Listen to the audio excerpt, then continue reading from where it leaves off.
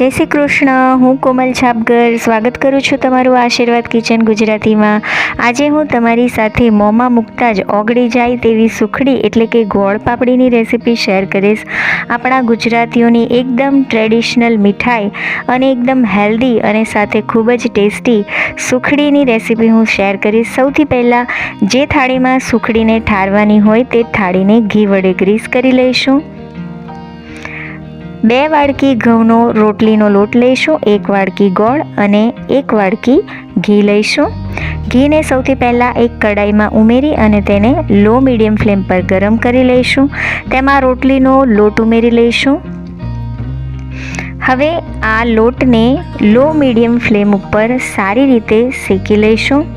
જો તમને ઘી ઓછું લાગે તો ઘીને થોડું મેલ્ટ કરી અને ઉમેરી શકો છો।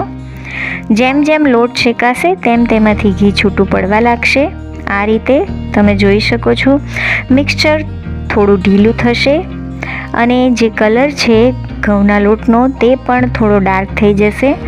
તમે જોઈ શકો છો કે આ રીતે લોટ શેકાઈ જશે, ઘી છૂટું પડી જશે અને ખૂબ સરસ સુગંધ આવશે।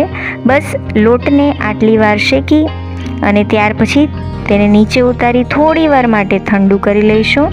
લોટ થોડો હુંફાળો રહે ત્યારે તેમાં ગોળ ઉમેરીશું। મેં અહીં એકદમ ઢીલો ગોળ લીધો છે, તે સારી રીતે અને ઝડપથી મેલ્ટ થઈ જશે। જો તમારો ગોળ કડક હોય તો તમારે તેને બારીક બારીક સમારી પછી ઉમેરવો। ગોળ સારી રીતે મિક્સ થઈ જાય પછી તેને થાળીમાં આ રીતે પાથરી દઈશું।